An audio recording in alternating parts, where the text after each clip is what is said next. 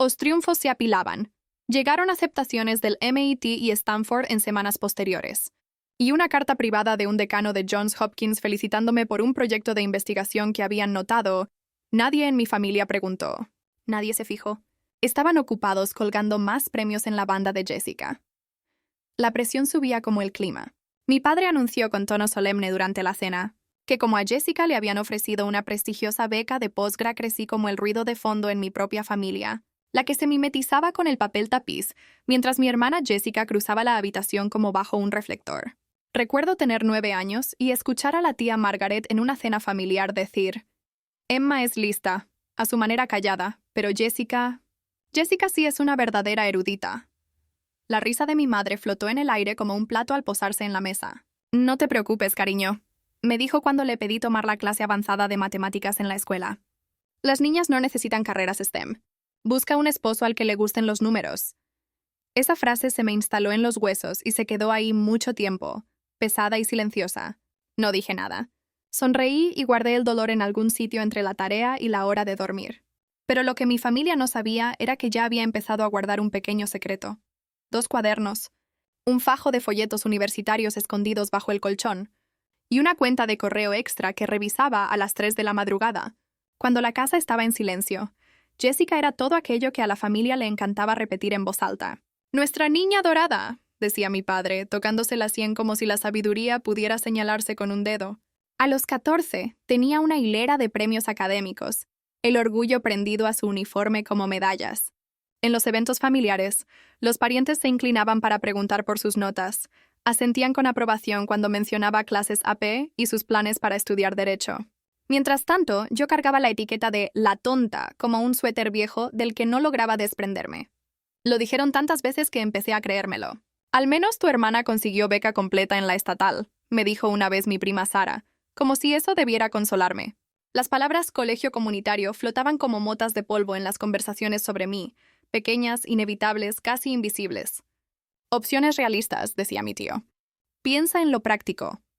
Aprendí a sonreír y aceptar el guión invisible que habían escrito para mí. Cuando la consejera del instituto de Jessica llamó a casa para felicitarla por ser la primera de su promoción, mi padre entró al salón y le dio una palmada en la espalda con un «¡Esa es mi niña!» retumbante. No me miró. No hacía falta. El mensaje era claro. Pero yo seguía alimentando mi secreto en los lugares silenciosos.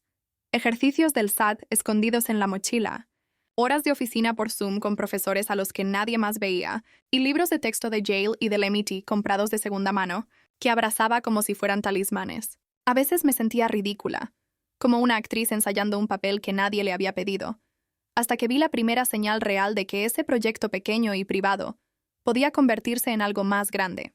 Una línea de asunto que no esperaba. Decisión de pregrado. Yale University. La leí una vez, luego otra, y después cubrí la pantalla con las manos, conteniendo el aliento.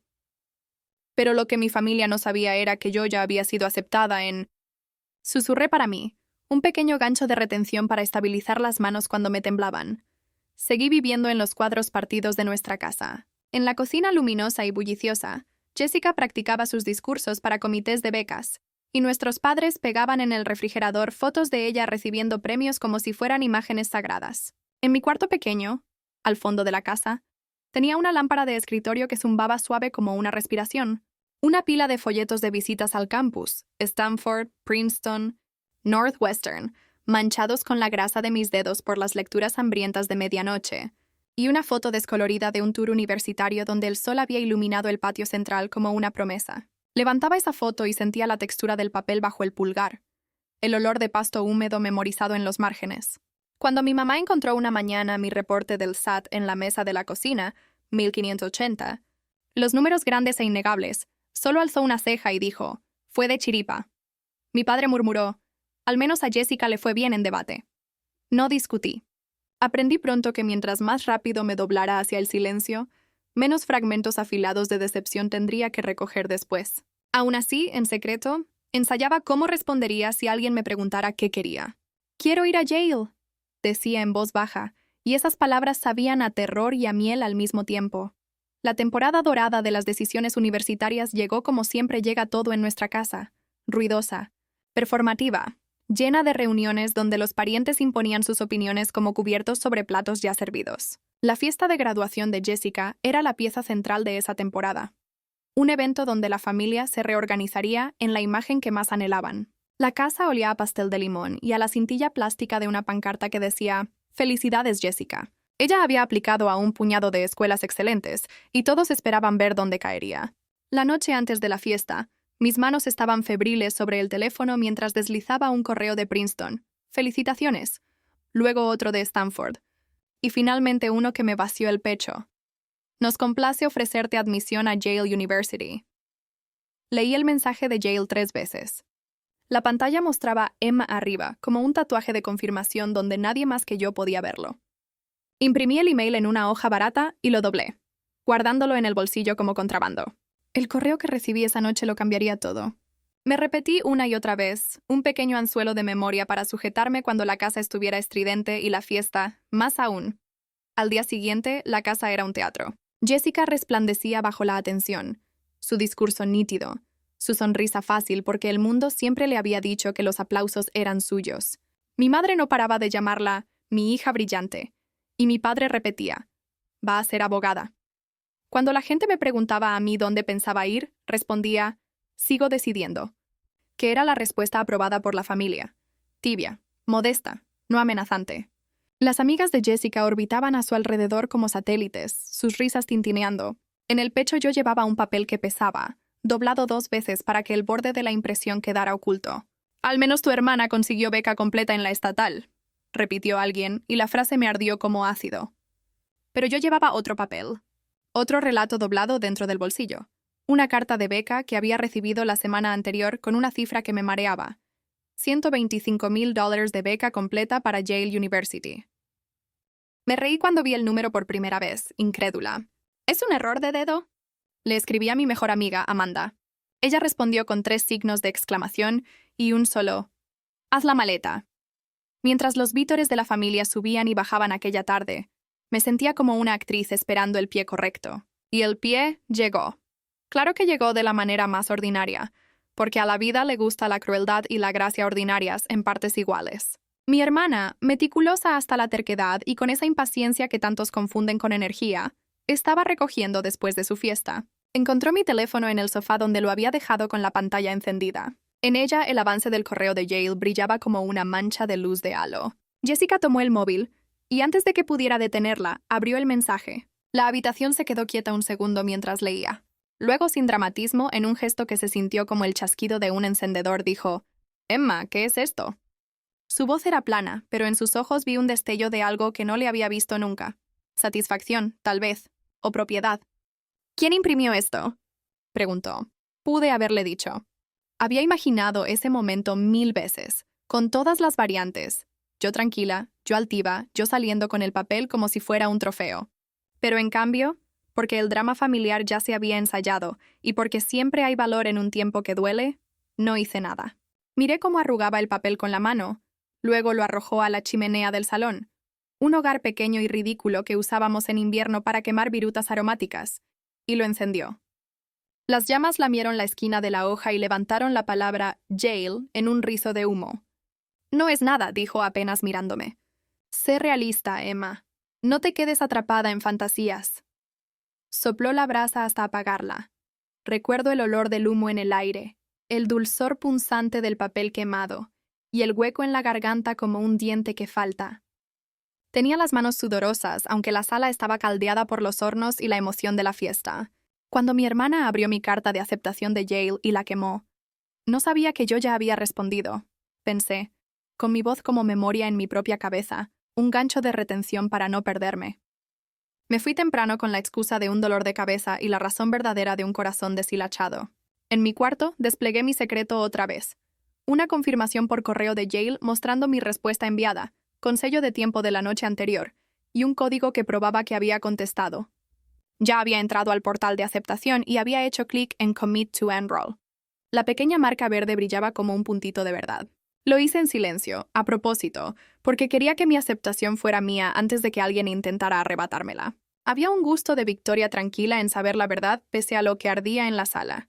Pocos sabían que el folleto de colegio comunitario que tenía en la mano estaba cubriendo Susurré la línea en voz alta para estabilizarme, mitad broma, mitad promesa. Pasaron semanas con la familia funcionando en los viejos ritmos. Contaban la historia de la fiesta de Jessica como si el éxito se midiera en sonrisas. Hablaban de tours universitarios y ofertas de becas como si eso existiera solo para una de sus hijas. Ella necesita más nuestro apoyo, decía mi madre, como si el suelo pudiera redistribuirse y el aire de la casa no se enterara. Recibí otro correo, esta vez de un comité de becas en Yale, informándome que me otorgaban una beca de mérito de $180,000 a 4 años, renovable con buen rendimiento académico. Me emblazo en el manes a imprimatur. Después llegó un sobre con el logo limpio del programa National Merit y un certificado nombrándome finalista de National Merit Scholar. Ese papel se sintió como una moneda pequeña y brillante. La ceremonia de la beca iba a ser discreta, me dijo Amanda cuando se lo conté. Pero te mereces un desfile. Pensé en el desfile que la familia le habría hecho a Jessica, el que ya imaginaba robarme con silencio y dignidad. Una investigadora joven me preguntó, ¿cómo te mantuviste tan serena cuando todos a tu alrededor? Pero incluso mientras LDO en una universidad local, él y mi madre habían decidido reasignar el fondo universitario para dárselo a Jessica. Es lo más práctico, dijo. Lo necesita para derecho. Las palabras cayeron como un empujón físico. ¿Y mis planes? Intenté decir, pero la respuesta que había practicado en privado, lo de los préstamos, el trabajo parcial, las becas, sonó débil en el aire. Jessica, escuchando, sonrió de lado. No te preocupes, Em, dijo, con ese descuido ministro de condescendencia. Ya resolverás. El colegio comunitario no es el fin del mundo. La frase ardió como una bofetada sumergida en sal. Tú no eres material para la universidad, agregó después en ese tono que pretende encogerte. Entonces algo en mí se decidió. Había ocultado mis logros como si el secreto fuera armadura, pero el secreto solo sirve cuando protege algo de ser robado. Si tu armadura te vuelve invisible, también sacrificas la alegría de ser vista. Decidí, con esa planificación callada que a veces parece frialdad, preparar una revelación imposible de ignorar. Reuní documentos. La confirmación de Yale con la palomita verde, la carta de beca completa de $125,000, la notificación de beca de mérito por $125,000, la notificación de beca de mérito por $125,000, la notificación de beca de mérito por $180,000 y una beca renovable de $95,000 de una fundación privada a la que había aplicado meses antes. Los apilé como naipes en la mano y los metí en un sobre. Además, imprimí mis aceptaciones. Stanford, MIT, Northwestern, y una copia del correo de un profesor de Princeton ofreciéndome un puesto en un programa de investigación de verano con estipendio. Tenía las palmas firmes mientras lo acomodaba todo. No iba a gritar. No iba a llorar. Quería calma, porque la calma es más difícil de rebatir que la histeria. El día que elegí para la revelación, por supuesto, tenía un toque de estrategia que rozaba la crueldad. Jessica llegó a casa tras un día agotador de preparación para exámenes. La casa estaba llena de familia extendida, y mis padres ya estaban rendidos de tanto recibir. El momento me importaba menos que el hecho de que habría testigos, personas presentes cuando dijeron esas palabras que intentaron volverme pequeña. Entré al salón con el sobre en la mano y pedí si podíamos sentarnos un minuto. Todos van a pensar que se trata de Jessica otra vez, dijo mi madre, mitad divertida, mitad desconcertada. Solo, escuchen, dije. Desplegué la primera carta y la coloqué sobre la mesa de centro, entre nosotros. El papel era grueso, el escudo de Yale estampado en azul. Me aceptaron en Yale, dije sin adornos. Y respondí. Hice clic en Commit to Enroll el 5 de noviembre. Además, recibí una beca completa de $125,000 y otra de mérito por $125,000 y otra de mérito por $125,000 y otra de mérito por $180,000. Encima de eso, me otorgaron una beca renovable de $95,000 de la Fundación Smithson para investigación en biología computacional. Mi voz estaba serena, con el calor de quien narra aunque el contenido sea áspero. Miré cómo los rostros cambiaban como clima. ¿Quieres decir que en realidad...? Empezó mi padre. La boca de Jessica se abrió, luego se cerró, luego volvió a abrirse. «¡Pero yo quemé la carta!», dijo con una risita nerviosa que bordeaba el pánico. «Pensé que era un folleto». «Era una impresión», dije, dejando que la sencillez fuera la bisagra. «El portal muestra que me matriculé. La confirmación está en mi correo con marca de tiempo de anoche. También tengo cartas de aceptación del MIT, Stanford, Princeton, Johns Hopkins y Northwestern». Desplegué los sobres como un pequeño abanico. Soy finalista de National Merit, graduada summa cum laude, y tengo una oferta de investigación de Princeton para este verano. La habitación había quedado muy quieta. Alguien en la esquina hizo un sonido pequeño que pudo ser risa o sollozo. Imposible saberlo. Y hay más, añadí. Me ofrecieron una posición de doctorado completamente financiada en Johns Hopkins a partir del próximo otoño, condicionada a terminar el pregrado, y una beca de investigación temprana que podría eliminar la necesidad de préstamos estudiantiles. ¿Qué? Dijo mi madre, ahora cortante, sin rastro de diversión. ¿Cómo siquiera...? La pregunta quedó suspendida. Lo que de verdad significaba era, ¿por qué no nos dijiste? Y en el fondo, ¿por qué dejaste que Jessica se llevara toda la atención? Que es otra forma de preguntar. ¿Por qué no actuaste para nosotros? Negué con la cabeza, no por enojo, sino por una claridad cansada. Porque quería estar segura, dije. Porque no quería que mis oportunidades se debatieran como un buffet en una fiesta de familia. Jessica, siempre rápida para pivotear, intentó controlar daños. Siempre supimos que Emma era capaz, soltó, la frase tropezando como quien intenta tapar un agujero con cinta. Mi padre enrojeció, luego palideció. Esto es inesperado, dijo. Quiero decir, ¿cómo?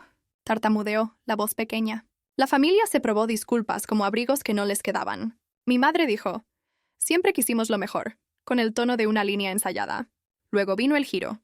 Solo te estábamos motivando, añadió mi padre, como si retener fondos y llamar fantasía a mi potencial fueran herramientas pedagógicas. Sus palabras ya no tenían dónde anclarse.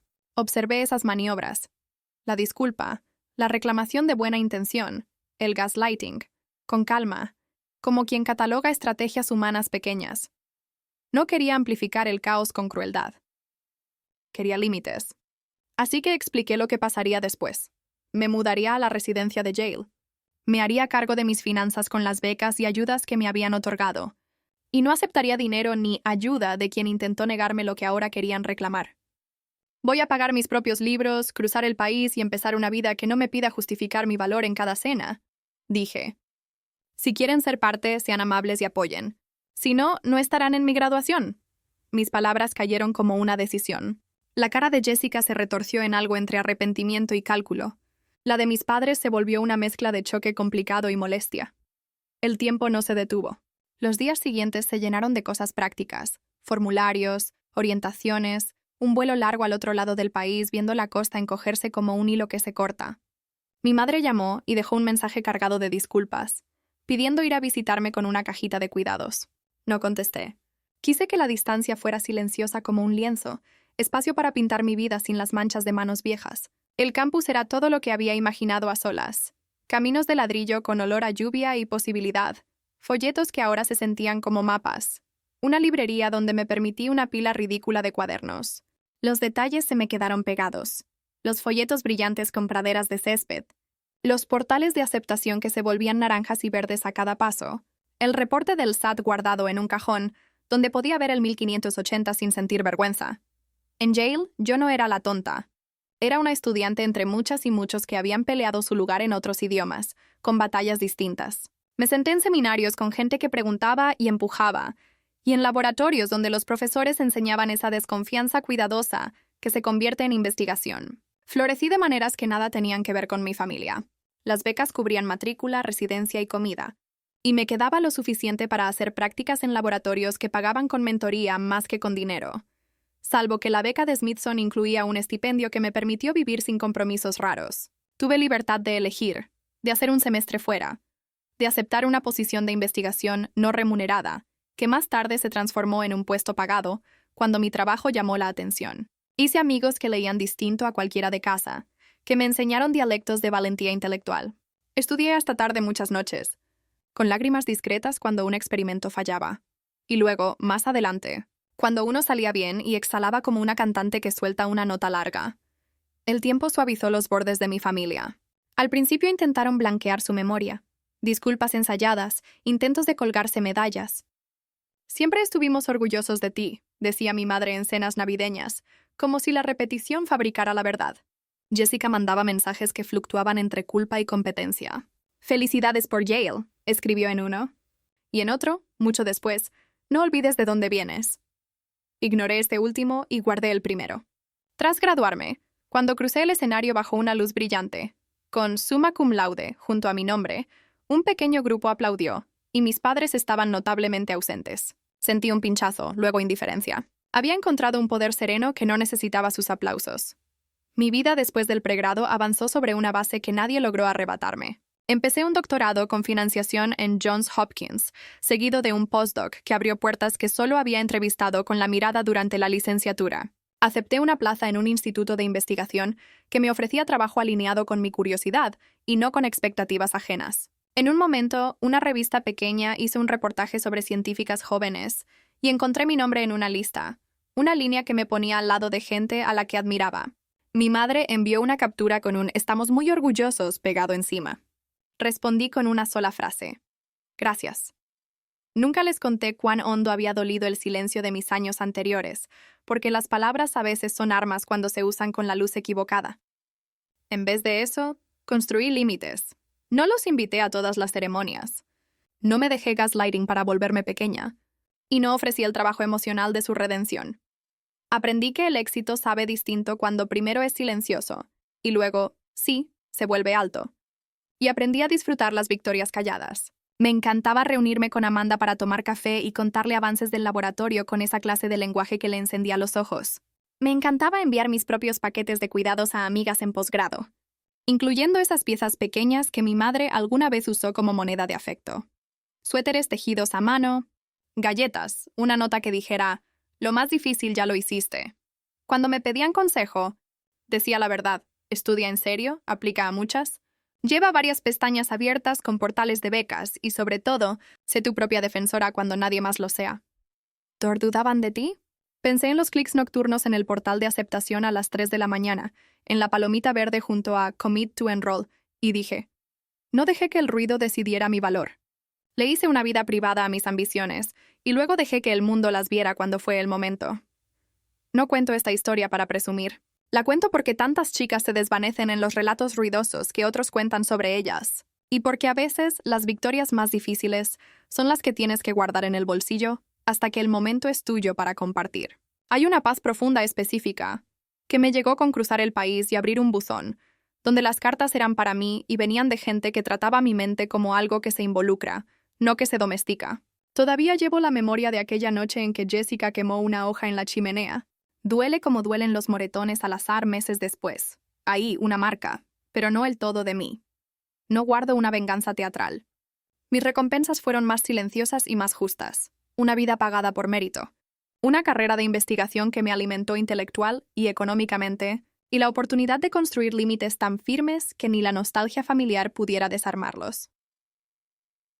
A veces, en reuniones familiares años después, alguien saca la historia de la fiesta de graduación de Jessica y la cuenta como una advertencia sobre rivalidad entre hermanas, y yo escucho con una media sonrisa. ¿Se acuerdan cuando Emma quería a Yale?, dice una tía, y alguien suelta una risita. Aprendí a dejar pasar esos momentos, a elegir entre corregir, ampliar, o permitir que el silencio sea el punto final limpio. Una vez, mi madre estiró la mano por encima de la mesa y tomó la mía. Nos demostraste que estábamos equivocados, dijo, simple, sin volutas de excusa. Asentí. Eso no era lo que quería, contesté. Quería demostrarme a mí que estaba en lo cierto. Me miró y por primera vez me sentí vista sin que eso implicara reescribir el pasado. Estoy orgullosa de ti, dijo. Las palabras fueron pequeñas e imperfectas, pero reales. Si me estás escuchando y alguien en tu vida te dice que un sueño no es para ti, sea la universidad, una beca, o un campo de estudio que no encaja con la postal que tu familia imagina, recuerda que a veces la mejor forma de ganar es callada y rotunda. Llena tus bolsillos con la verdad que te has ganado. Guarda los papeles, los correos, las confirmaciones. Practica el arte suave de estar lista para mostrar tu trabajo, no porque busques validación, sino porque mereces reclamar lo que has logrado en tus propios términos. Sigo estudiando de noche a veces, y a veces lloro cuando un resultado no sale como espero. También me río con amigas cuando llega una beca y celebramos con pizza barata. Saboreo la paz que vino después de la tormenta. Una vida guiada por la curiosidad, forjada con trabajo duro y pagada con mérito, no con aplausos.